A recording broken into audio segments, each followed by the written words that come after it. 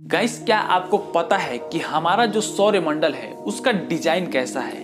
आपने बहुत सारी एनिमेशंस में इसकी फोटो देखी होगी जिसमें आपको सौरमंडल का पूरा खाका दिखाया जाता है, लेकिन इसमें बहुत सी ऐसी चीजें हैं जिसे हमें नहीं बताई जाती और इसमें नहीं दिखाई जाती है। तो आज के इस वीडियो में हम अपने पूरे सौरमंडल को कंप्लीट तरीके से समझेंगे कि आखिर इसका वाकई में डिजाइन है कैसा।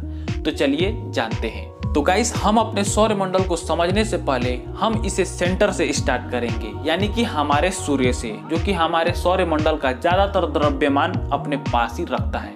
हमारे सौरमंडल का सबसे भारी अगर कोई चीज है तो वो हमारा सूर्य है। और हमारे सूर्य के बाद जो हमारा सबसे पहला ग्रह आता है वो आता है बुध ग्रह, जो कि हमारे सूर्य के सबसे नजदीक का ग्रह है और साथ ही हमारे ब्रह्मांड का सबसे छोटा ग्रह है।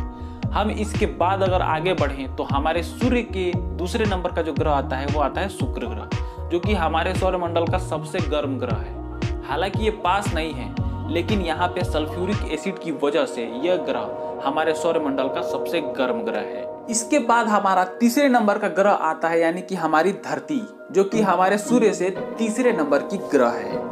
और इसके बाद और आगे बढ़े तो हमारा आता है पड़ोसी ग्रह, जो कि है मंगल ग्रह, जो कि हमारे सूर्य से चौथे नंबर का ग्रह है। ये जो हमने ग्रह बताया है, ये चारों ग्रह एक ठोस ग्रह है। यहाँ पर जो जमीनी सतह है वो मौजूद है। इसके अब हम आगे बढ़ें तो एक एस्टेरॉयड बेल्ट आता है, यानी कि जो उल्का पिंड होते हैं, छोटे बड़े पत्थरों के झुंड, इनका एक बड़ा सा झुंड आता है जो कि हमारे सौरमंडल के इन चारों ग्रहों को कवर किए हुए है।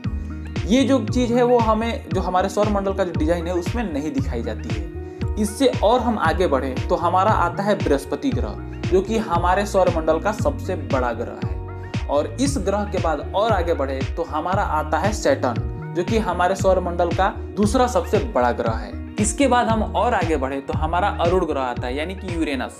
और इसके बाद उसके और आगे जाए तो हमारा आता है नेपच्यून ग्रह, यानी कि वरुण ग्रह। यहाँ तक तो हमारा सौरमंडल का कंप्लीट डिजाइन हो गया। इसके बाद और आगे हमारा प्लूटो आता है, इसे भी आप लोग जानते होंगे। लेकिन प्लूटो के बाद भी एक और चीज आता है जिसे हम कहते हैं काइपर बेल्ट, जो कि एस्टेरॉयड बेल्ट की तरह ही एक एस्टेरॉयडों का, यानी कि उल्का पिंडों का एक झुंड है, जो कि बहुत ही विशाल मात्रा में और बहुत दूरी तक फैला हुआ है।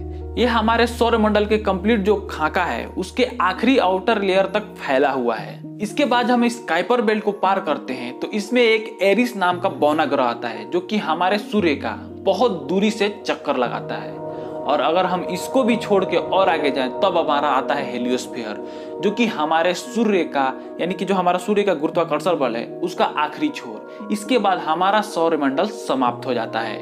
इससे और आगे बढ़े तो हमारा आता है टर्मिनेशन स्ट्रोक। इससे और हम आगे बढ़ते हैं तो हमारा आता है हेलिपोस। हेलिपोस के बाद हमारा आता है ऑक्टा क्लाउड, जो कि हमारे सौरमंडल से बाहर हम निकल चुके हैं। ये सब चीजें बाहरी हैं। इसके बाद जब हमारा ऑक्टा क्लाउड पार करेंगे तो हमारा सबसे पहला हमारा नजदीकी पड़ोसी तारा आएगा, जो कि है अल्फा सेंचुरी। और ये कुछ इस तरह का हमारा जो सौरमंडल का खाका है। तो उम्मीद करता हूँ कि आपको हमारे सौरमंडल का जो डिजाइन है वो समझ में आ गया होगा और आपको एनिमेशन में दिख भी रहा होगा जो हमने अपने वीडियो में दिखाया है। तो कुछ इसी प्रकार के वीडियो को देखते रहने के लिए हमारे चैनल को सब्सक्राइब कर लें। धन्यवाद।